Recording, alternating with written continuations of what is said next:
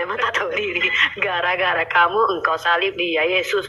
Kasihan dong Maria, melahirkan 9 bulan, tiba-tiba anaknya kok dijadikan Tuhan. Shalom saudara, selamat hari Minggu. Kembali berjumpa bersama dengan saya di channel Benteng Iman. Ya, terkhusus buat hari ini, firman Tuhan berbicara dari Kejadian 6 ayat 8 tentang bagaimana Nuh yang dikasih karunia Tuhan, diberikan Tuhan pilihan khusus dalam hidupnya agar dia dan keluarganya diselamatkan.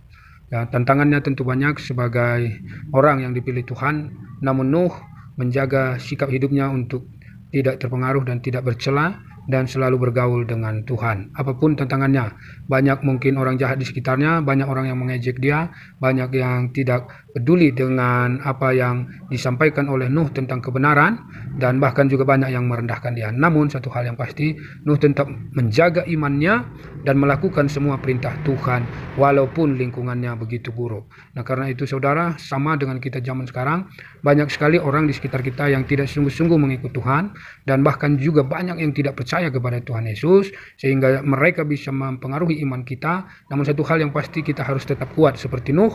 Dia menjaga hidupnya benar, tidak bercela dan bergaul akrab dengan Tuhan. Kita juga zaman sekarang banyak tantangan, banyak bermacam-macam jenis agama, banyak keyakinan yang membuat kita bisa goyah iman kita. Bahkan juga banyak pelarangan-pelarangan rumah ibadah, ya. Orang melarang beribadah, orang melarang kita merayakan Natal, banyak macam-macam, dan banyak kejadian selalu ada di sekitar kita.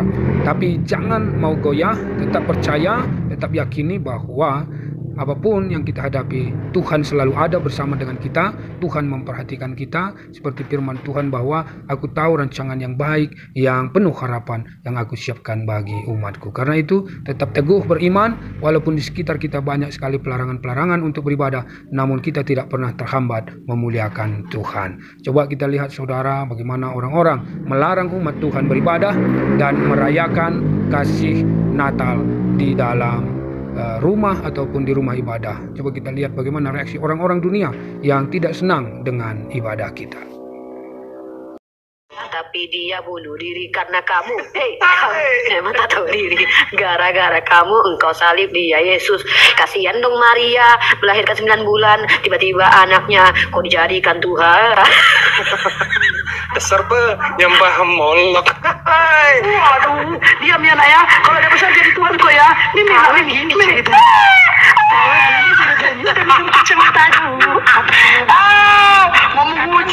Mau hujan. Maka mereka pun juga halal ditumpahkan darah.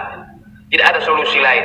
Di luar dari kitab Kejadian dan Wahyu, tidak boleh percaya.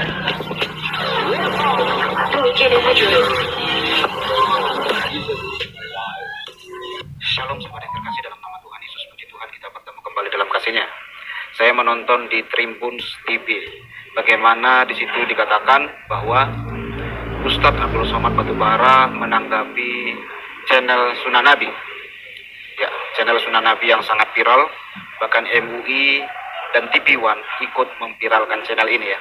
Karena setelah MUI dan TV One mempublikasikan channel ini di bangsa Indonesia, akhirnya channel ini viral kemana-mana, dan kita pun semua tahu, termasuk saya.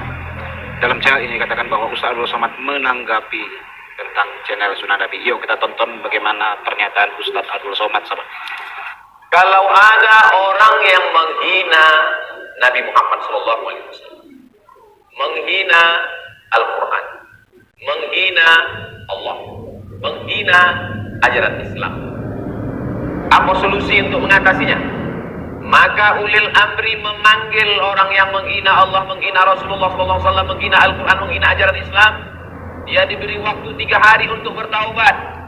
Kalau dia menghina pada hari Jumat, maka dia masih bisa melihat matahari terbit pada hari Sabtu, hari Ahad, hari Senin. Hari Senin menjelang tenggelam matahari, maghrib azan berkumandang, dia pun dipanggil. Apakah engkau masih menghina Nabi Muhammad SAW? Apakah engkau masih menghina Allah? Apakah masih menghina Al-Quran? Apakah masih menghina ajaran Islam? Maka jelas orang yang keluar dari Islam, dalam hukum Islam, la yahillu damu mri'in muslim illa bi ihda thalath.